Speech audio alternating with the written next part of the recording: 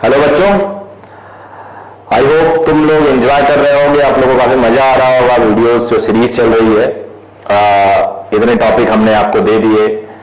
1 से 1.5 घंटे की का वीडियो लेक्चर होता है। कुछ कुछ लेक्चर 2 घंटे का भी है, कुछ 1 घंटे का भी है। अब इसका सही मायने में अगर आप यूज करना चाहते हो, आउटपुट लेना चाहते हो, तो जब वीडियो आप देखते हो तो उसके इमीडिएट बाद आप क्वेश्चन सॉल्व करो उस पर बेस्ड। एक बार बुक से भी रिवाइज करो, वो भी जरूरी है। अब सब कुछ वीडियो लेक्चर से अगर हो जाए तो बुक की कोई जरूरत ही नहीं है। That your book is also very important. अभी आज मैं स्टार्ट कर रहा हूं थर्मोडायनेमिक्स, जिसकी बहुत दिनों से डिमांड थी। काफी लोग लिख रहे थे, क्योंकि थर्मोडायनेमिक्स को मैं काफी इजी बना के पेश करता हूं और मेरा कोशिश होता है कि इसको पढ़ने के बाद बच्चों को दिक्कत ना रह जाए। एक भी क्वेश्चन में जेई एडवांस लेवल का बेसिक इस चैप्टर में मैं देता हूं। तो बहुत बच्चों की डिमांड थी, उन बच्चों की भी डिमांड थी जिन्होंने मुझसे क्लास में पढ़ा था, वो रिवीजन चाह रहे थे और मैं इसको जानबूझ के थोड़ा डिले कर रहा था कि जिससे कि आप लोग का इंटरेस्ट बना रहे। तो अभी हमने काफी ऑलमोस्ट 40-50% सिलेबस कवर कर लिया है, एटलीस्ट रिकॉर्ड कर लिया। आपको हर दिन एक एक नया लेक्चर मिलेगा और अगले कुछ दिनों में पूरा सीरीज रिकॉर्ड कर लूंगा। फिर जो अगला प्रोसेस होगा उसको और रिफाइन करने का होगा। अभी हमारे पास भी टाइम की शॉर्टेज है, तो अगला प्रोसेस जो रिफाइन करने का होगा वो ये होगा कि हर चैप्टर के कंटेंट पे बेस्ड क्वेश्चन प्रैक्टिस के लिए दिए जाए हमारी तरफ से ही। फिर हर चैप्टर के कंटेंट को, हेडिंग को पहले से डिफाइन कर दिया जाए। जिसको रिवाइज करना हो, कौन सी हेडिंग कहाँ है, उसको मिल जाए। तो ये सारी प्रोसेस हम लोग करेंगे। उम्मीद बस यही कर रहा हूं कि आप बेस्ट तो अपना पढ़ो खूब अच्छे से। आपका अगर सिलेक्शन होता है, वीडियो से 10% भी एक्स्ट्रा फायदा होता है, तो हमें लगेगा हमने अपना अच्छा काम कर दिया। इट्स एन एफर्ट जो सभी बच्चों के लिए है और हम चाहते हैं कि सबको फैलाओ। इसको फ्री है ये, तो अगर किसी को पसंद नहीं भी आ रहा है तो वो इग्नोर कर सकता है, इसको ना देखे। अब इससे ज्यादा कुछ नहीं कर सकते। जिसको पसंद आ रहा है वो जरूर कंटिन्यू करे, लाइक करिए, हमें इंटरेक्ट करिए। फीडबैक बच्चे दे रहे हैं तो अच्छा लग रहा है। फीडबैक जब आप देते हो, हर फीडबैक को मैं पढ़ता हूं, एक एक फीडबैक को मैं पढ़ता हूं और कोशिश करता हूं आंसर करूं। तो आप जब फीडबैक देंगे तो मुझे मोटिवेशन मिलेगा, क्योंकि हमारा एफर्ट हमें नहीं पता हम कैसा पढ़ा रहे हैं। आपको समझ में आ रहा है नहीं आ रहा है, क्या लैगिंग है, क्या आप और एक्सपेक्ट कर रहे हो, आप क्या चाहते हो, किस पे वीडियो बनाया जाए, आप मुझे बता के भेजिए। जिस चीज पे आप वीडियो बनाएंगे, आप जो भी चाहते हैं आप बताइए, उस पर वीडियो बनाने की कोशिश करूंगा। बट फीडबैक में आप लोग बताइए। अब व्यूज अगर एक्स अमाउंट हो रहे हैं, मान लो 100 व्यू हो रहे हैं, तो उसके अगेंस्ट केवल 2 फीडबैक अगर आ रहे हैं तो ये अच्छा नहीं। यानी बाकी बच्चे सिर्फ देख के चले जा रहे हैं। जब तक आप इंटरेक्ट नहीं करोगे तब तक हमें नहीं समझ में आएगा कि आप क्या चाहते हैं। तो चलो स्टार्ट करते हैं थर्मोडायनेमिक्स। थर्मोडायनेमिक्स में सबसे पहले मैं तुम लोग को बताऊंगा बेटा degree of freedom. Small F से रिप्रेजेंट करते हैं। डिग्री ऑफ फ्रीडम होता है number of independent ways, WAYS, number of independent ways in which an atom can have energy. Independent ways, क्या क्या तरीके हो सकते हैं जिसमें एक सिस्टम एनर्जी रख सकता है। एनर्जी कौन कौन सी? Translational kinetic energy, rotational kinetic energy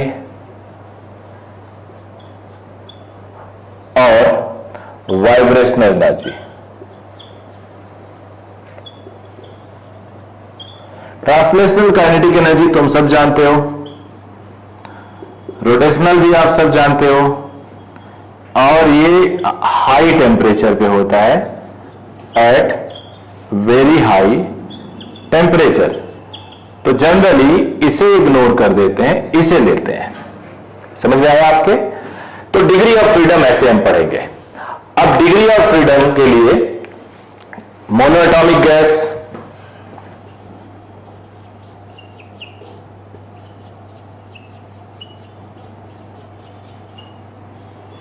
MON भी एटॉमिक, मोनोएटॉमिक भी लिख देते हैं। मोनोएटॉमिक गैस में ये आप डायरेक्शन ऑफ मूवमेंट मान लो, एटम यहां है, it can move in x direction, move in y direction, move in Z direction. तो डिग्री ऑफ फ्रीडम में 3 ट्रांसलेशनल हो जाएगा, 3 तरफ मूव करेगा। रोटेशनल के लिए एक्स एक्सिस के अबाउट रोटेशन, वाई के अबाउट रोटेशन, जेड के अबाउट रोटेशन। अब ये जो पॉइंट है बेटा, ये पॉइंट एक तरह से स्फीयर है जिसका रेडियस फर्मी के लेवल है, negligible, mass is also very small. तो अगर ये स्फीयर है, इसके डायमीटर के अबाउट मोमेंट ऑफ इनर्शिया निकालना हो तो it is 2/5 mr²। It is 2/5 mr²। तो बेटे 2/5 mr² में मास भी बहुत छोटा, रेडियस इतना छोटा है कि उसका स्क्वायर तो और छोटा होगा। ऐसे केस में एक्स एक्सिस के अबाउट रोटेशनल काइनेटिक एनर्जी 0 होगी। बट अगर वाई देखो तो वाई भी डायमीटर से पास कर रहा है और जेड एक्सिस भी पास कर रहा है। कोई भी एटम ले लो, उसी के ऊपर एक्सिस रख लो, तो तीनों डायरेक्शन में मोमेंट ऑफ इनर्शिया 0 है। एक स्फीयर का मोमेंट ऑफ इनर्शिया 0 होगा, ऑलमोस्ट 0 होगा, अगर उसकी रेडियस नेग्लिजिबल हो, बिकॉज इट इज 2/5 mr²। अगर स्फीयर है तो पॉइंट को मान सकते हैं बहुत छोटा सा। तो there is no rotational. Vibrational वैसे ही नहीं मान रहे, तो 3 डिग्री ऑफ फ्रीडम आ गया बेटे मोनोएटॉमिक गैस के लिए। अब आ जाते हैं डायएटॉमिक।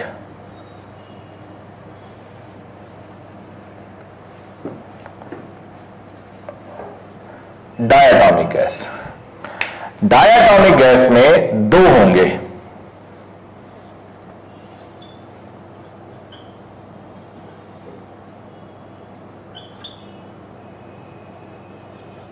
एक के लॉन्ग एक्सिस मान लो,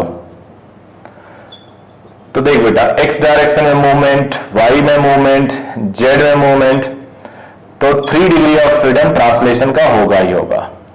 रोटेशन का अगर तुम लोग थोड़ा भी दिमाग लगाओ, रोटेशन चैप्टर में दे चुका हूं, moment of inertia x axis के अबाउट दोनों डायमीटर के पास हो रहे हैं, एक्स एक्सिस दोनों डायमीटर के पास हो रहे हैं, इसका moment of inertia 0, Y axis के अबाउट इसका 0 होगा, बट ये किसी डी डिस्टेंस पे है, तो m/d²। सिमिलरली जेड भी वैसे ही मोमेंट ऑफ इनर्शिया देगा जैसे वाई दे रहा, because this pen is Z axis.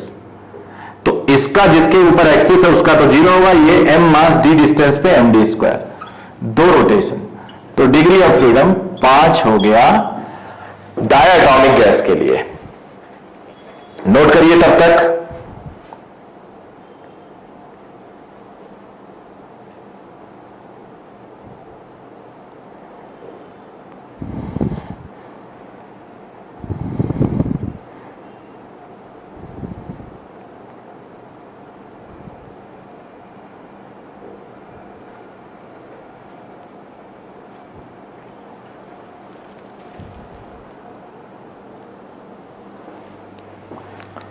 Note कर ले बेटा। तीसरा डायएटॉमिक हो गया। अब कौन सा बेटा बचता है? पॉलीएटॉमिक। पॉलीएटॉमिक गैस ट्रायड लिख सकते हो आप, उसके बाद टेट्रा, पेंटा, कुछ भी, मतलब 3 या 3 से ज्यादा। अब इसमें हम लोग एक्स एक्सिस मान लेते हैं, वाई मान लेते हैं और जेड मान लेते हैं। अब ये एक हो गया, मान लो ऐसा है, ऐसा है, सबके मास है सेम या अलग अलग, तो डिग्री ऑफ फ्रीडम 3 ट्रांसलेशन होगा ही होगा, 3 रोटेशन भी हो जाएगा। बिकॉज देखो ना, एक्स एक्सिस के इससे भी कुछ दूरी है इसकी, वाई से भी कुछ दूरी है, जेड से भी दूरी है, तो तीनों एक्सिस के अबाउट मोमेंट ऑफ इनर्शिया मिलेगा। तो degree of freedom 3 + 3 will be 6। तो 6 डिग्री ऑफ फ्रीडम मिल जाएगा बेटा आपको पॉलीएटॉमिक। 3 5 6, 3 5 6, 3 5 6। अब इफ पॉलीएटॉमिक इज लीनियर,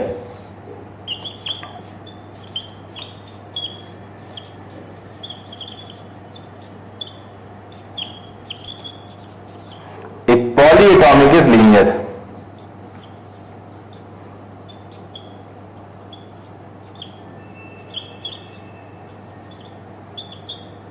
ऐसे एक एग्जांपल है CO2 का, तो ये बिहेव करेगा डाया जैसा। तो डाया में कितने डिग्री ऑफ फ्रीडम है? 5, तो यहां भी 5 डिग्री ऑफ फ्रीडम होगा। आई होप आप लोग को डिग्री ऑफ फ्रीडम समझ में आ गया होगा। नोट कर लीजिए ठीक से, वीडियो रोक के नोट कर लीजिएगा।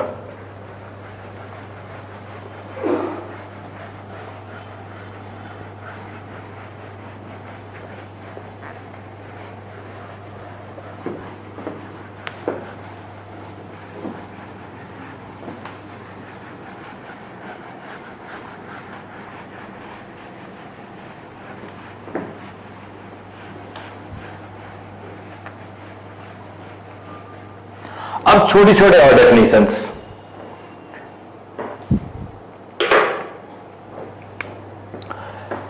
ये बेटा सीवी क्या होता है? ये होता है molar specific heat at constant volume. CP क्या होता है? Molar specific heat at constant pressure. ये जो V है उससे कांस्टेंट वॉल्यूम, जो P है उससे constant pressure.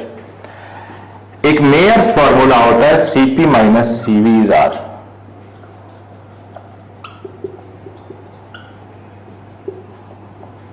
R universal gas constant.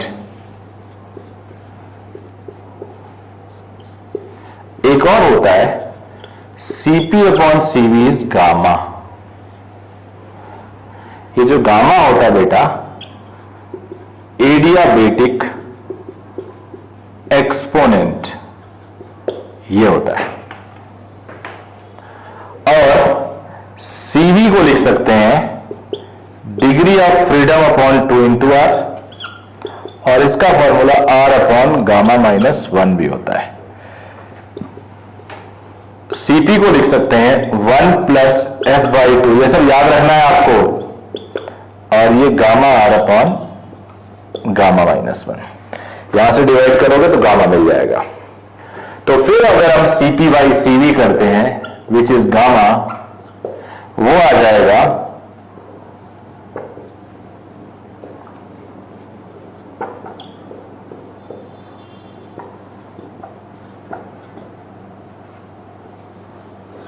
ये हो गया बेटा 1 प्लस 2 बाय एफ। तो हमने Cv देख लिया, Cp देख लिया, गामा देख लिया। अब मोनोटॉमिक का कितना होगा, डाया का कितना होगा, ये देखने के लिए छोटा सा चार्ट बनाते हैं। चार्ट हाजिर है आपके लिए।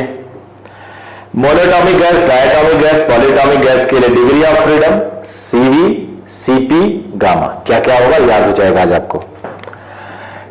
3, 5, 6 याद आया?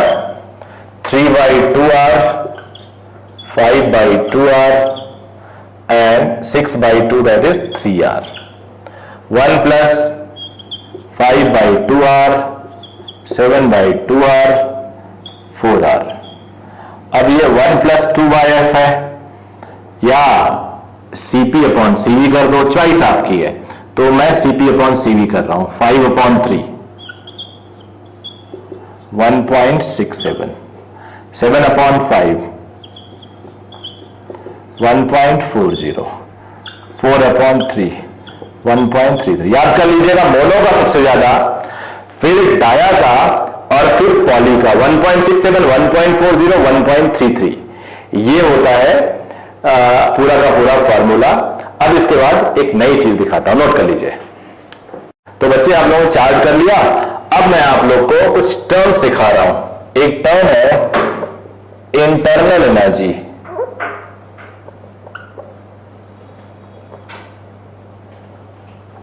किसी गैस की इंटरनल एनर्जी, ये डिपेंड करता है इनिशियल एंड फाइनल पोजीशन पे। इसका डेफिनेशन फॉर्मूला होता है NCV delta T.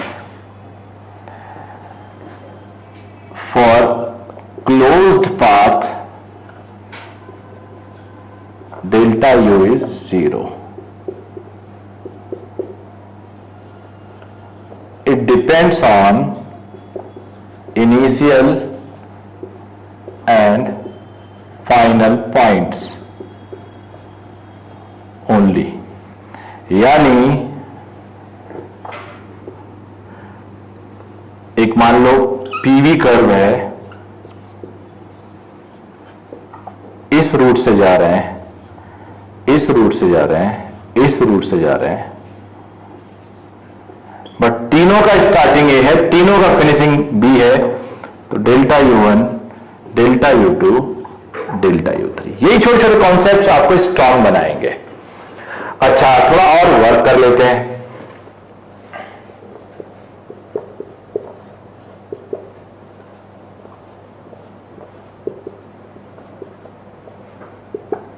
NR delta T क्या होता है? NR डेल्टा टी होता है बेटा, मैं लिखना सिखा देता हूं। आपको पता है what is ideal gas equation?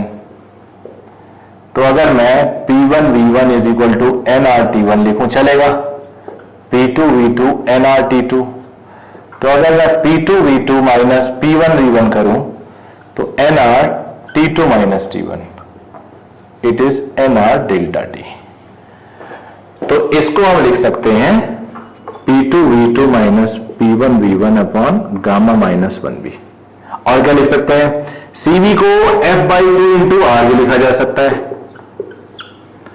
तो F/2 NR डेल्टा टी भी लिखा जा सकता है, F/2 P2 V2 minus P1 V1 ये भी लिखा जा सकता है। यानी MCV डेल्टा टी के इतने फॉर्मूले पॉसिबल हो सकते हैं। क्लियर बेटे? अब MCV डेल्टा टी के बाद, इंटरनल एनर्जी के बाद, अब हम लोग पढ़ते हैं heat and work done. Heat हो गया, इंटरनल एनर्जी हो गई, अब हीट आ गए, हीट पे आ गए हम लोग। हीट डिफाइन किया जाता है सीधे सीधे MC डेल्टा टी। इसका कोई डायरेक्ट फॉर्मूला नहीं, इनडायरेक्ट है, मैं बताऊंगा इसको, लेकिन ऐसे लिख सकते हैं हम लोग। ये पाथ पे डिपेंड करता है, इनिशियल और फाइनल पे नहीं, बिकॉज किस टाइम कितना हीट पास कर रहा है ये उस पर डिपेंड करता है। कभी भी अगर आप डेल्टा क्यू लिखते हो MC डेल्टा टी तो ये सही नहीं माना जाता है, ऑल्दो DQ मान लिया जाता है, ये चल जाता है, बट डेल्टा नहीं चलता है, तो आइडियली Q लिखना चाहिए। अब ये जो C हो गया बेटा वो Q upon N delta T हो गया, C is equal to Q upon N delta T. अब ये C क्या क्या हो सकता है यहां बता देता हूं।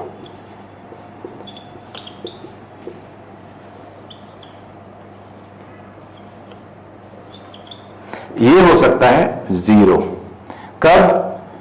इन adiabatic process,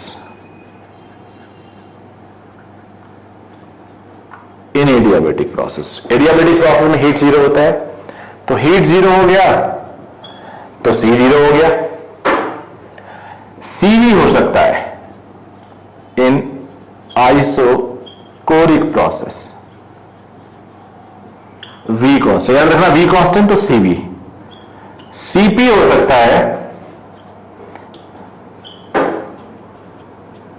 isobaric process, P constant तो CP। इनफाइनाइट भी हो सकता है जब डेल्टा T 0 हो, यानी टेम्परेचर कांस्टेंट है, उसे क्या कहते हैं? Isothermal process. तो ये इतनी वैल्यू हो सकती है 0 से इनफाइनाइट हीट में। अब हीट के बाद आएंगे हम लोग वर्क डन पे। हमने अभी डेल्टा यू पढ़ लिया, हमने हीट पढ़ लिया। अब एक और एलिमेंट है थर्मोडायनेमिक्स में जिसका बहुत इंपॉर्टेंट है, दैट इज वर्क डन। कई बार वर्क डन निकालना हमें नहीं आता है। ये वर्क डन मैकेनिक्स का वर्क डन से बिल्कुल डिफरेंट है, एकदम डिफरेंट है, ये दूसरी चीज है, ये गैसेस के इन्वॉल्वमेंट से होता है। तो इसको देखने के लिए मैं आपको बोलूंगा, पिस्टन सिलेंडर एलिमेंट सोचो। एक सिलेंडर है, जनरली सर्कुलर, ऐसे सिलेंड्रिकल शेप है, ये एरिया सर्कुलर होगा, इसका साइड व्यू देख रहे हैं हम लोग तो ऐसा दिखेगा। ये पिस्टन है,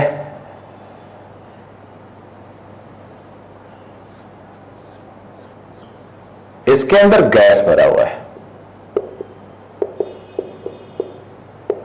ये अंदर वाली चीज सिस्टम कहलाती है, और बाहर की चीज बेटे सराउंडिंग। गैस इस पे प्रेशर लगा रही होगी, ये मान लो x इनिशियल है, गैस की प्रेशर की वजह से ये यहां पहुंच गया। अच्छे समझो आप, गैस के प्रेशर की वजह से ये यहां पहुंच गया।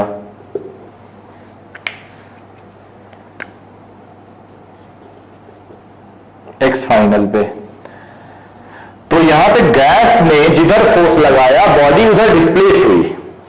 तो जिधर तुम फोर्स लगाओगे बॉडी उधर ही डिस्प्लेस हो रही है, तो वर्क डन पॉजिटिव होता है। तो जब वॉल्यूम बढ़ा, एक्सपेंशन हुआ, तो वर्क डन पॉजिटिव हुआ। ये प्रेशर लगाती है ऐसे। और अगर मान लो कंप्रेस किया होता हमने एक्सटर्नल एजेंट से, मैंने पुश किया होता इधर से, तो गैस के अगेंस्ट वर्क होता, और गैस के अगेंस्ट वर्क होता, वॉल्यूम कम होता, एक्स फाइनल कम होता, तो चेंज इन एक्स यानी डिस्प्लेसमेंट नेगेटिव होता और वर्क डन नेगेटिव हो जाता। तो आप ऐसे समझोगे, जब गैस एक्सपेंड करती है यानी work done by the gas, work done by the system, then work done positive होता है। जब गैस कंप्रेस होती है यानी work done on the gas या work done on the system, तो वर्क डन नेगेटिव होता है। तो यहां पे जो वर्क डन होता है वो बेसिकली बेटा फोर्स इंटू डिस्प्लेसमेंट, फोर्स होता है प्रेशर इंटू एरिया। आपको पता है प्रेशर होता है फोर्स अपॉन एरिया, प्रेशर के टर्म में लिखेंगे तो P delta V is work done. अब इसको हम PdV या एरिया अंडर PV कर्व कहते हैं, और इसको हम when gas expands work done positive और work done by the gas।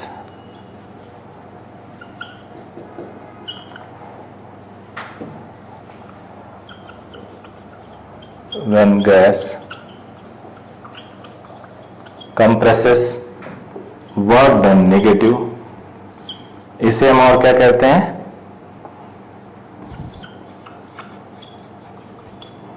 On the gas. तो ये हमने वर्क डन पढ़ लिया। अब हमने वर्क डन के और एग्जांपल्स करने हैं। एक चीज और बता दूं क्यू के लिए, heat given to the system is taken as positive।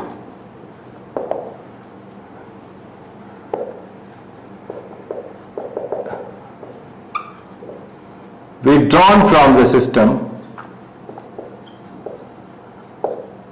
then heat is taken as negative। तो हीट में भी कई बार पॉजिटिव और नेगेटिव के साइन में बच्चे कंफ्यूज हो जाते हैं। सिस्टम को दिया पॉजिटिव, सिस्टम ने वर्क किया पॉजिटिव, सिस्टम के ऊपर वर्क हुआ नेगेटिव, सिस्टम से विड्रॉ किया नेगेटिव, तो ये हो गया वर्क डन, ये हो गया हीट। अब वर्क डन के, अच्छा इसको हम ऐसे भी दिखा सकते हैं,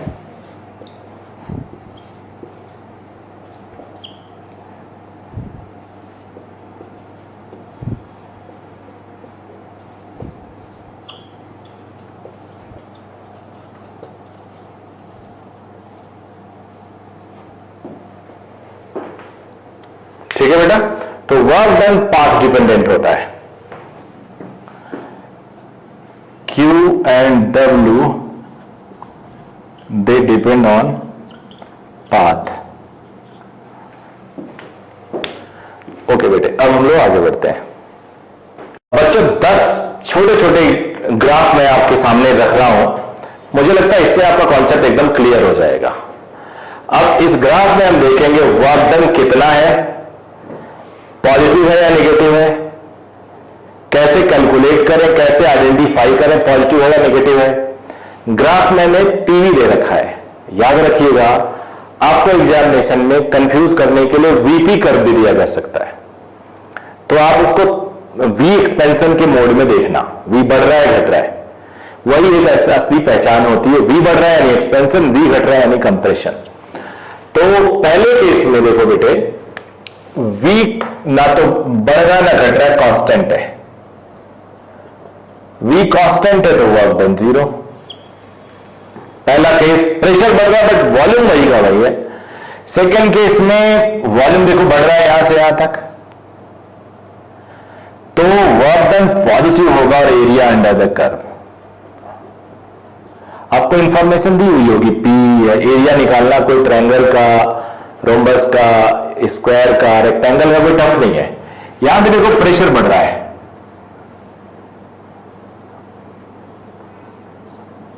तो यहां भी वर्क डन पॉजिटिव हो गया। फिर यहां आते हैं,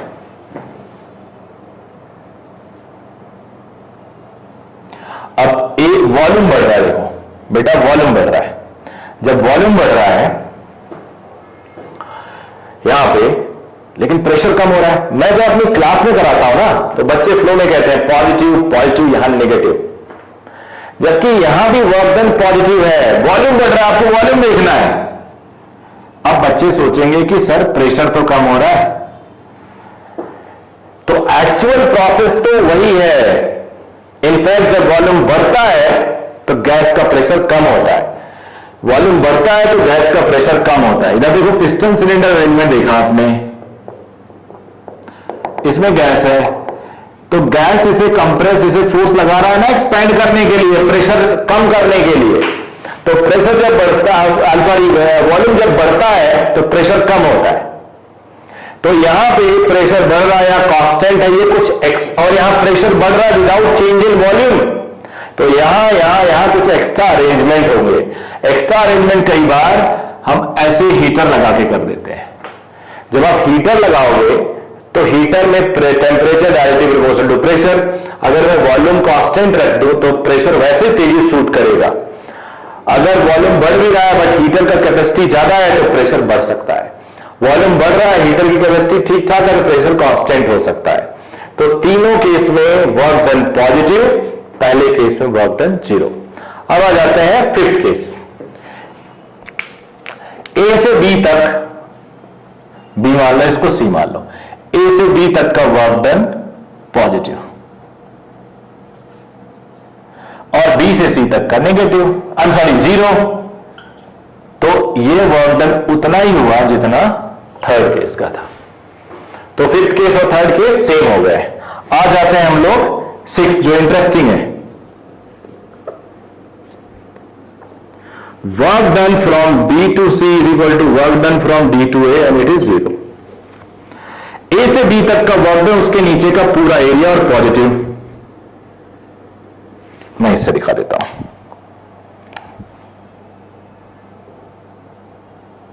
रेड से दिखाता हूं।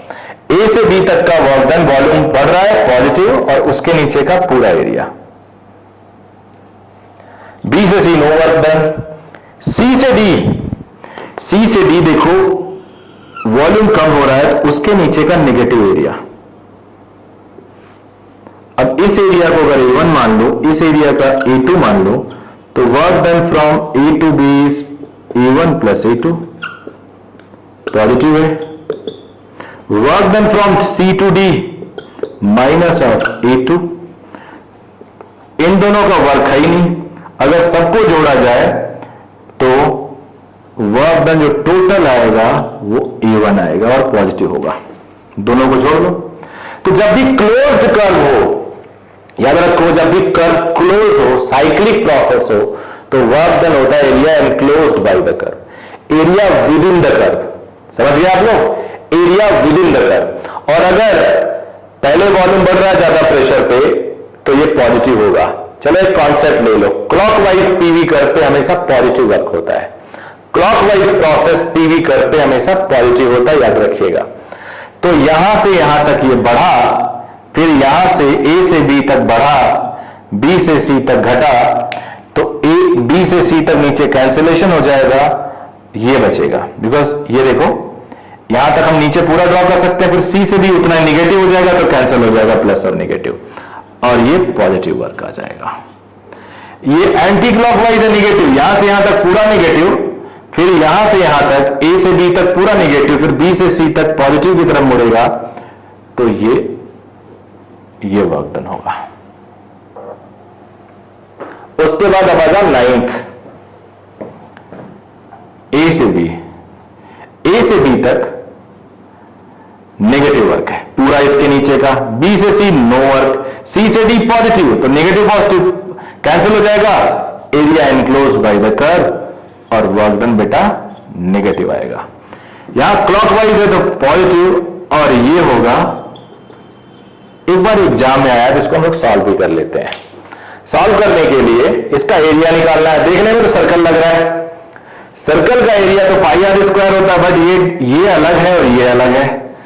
एक इलिप्स के बारे में अगर तुम लोग जानते हो, वैसे मैं पढ़ा चुका हूं ग्रेविटेशन में ए और B semi major axis semi minor axis, ये पूरा, तो ये मेजर एक्सिस है माइनर एक्सिस 2a, इस डायग्राम में देखो ये है v2 माइनस v1, तो यहां से a हो गया v2 minus v1 by 2, 2b ऊपर और नीचे डिफरेंस p2 माइनस p1, तो b is p2 minus p1 by 2, a आ गया b आ गया। इलिप्स का एरिया होता है पाई ए बी, अब वेरीफाई करने के लिए a is equal to B is equal to R रख दो तो पाई आर स्क्वायर हो जाएगा, a is equal to B is equal to R करोगे सर्कल बन जाएगा। तो इलिप्स का एरिया रख लेना बच्चे, पाई ए बी होता है, तो पाई और a इतना है b इतना है, तो एरिया होगा पाई a है v2 minus v1 by 2, b है p2 माइनस p1 बाई 2, तो ये हो गया pi by 4 p2 minus p1 v2 minus p1, ये हो गया। तो नोट कर लीजिए बेटा सारे के सारे।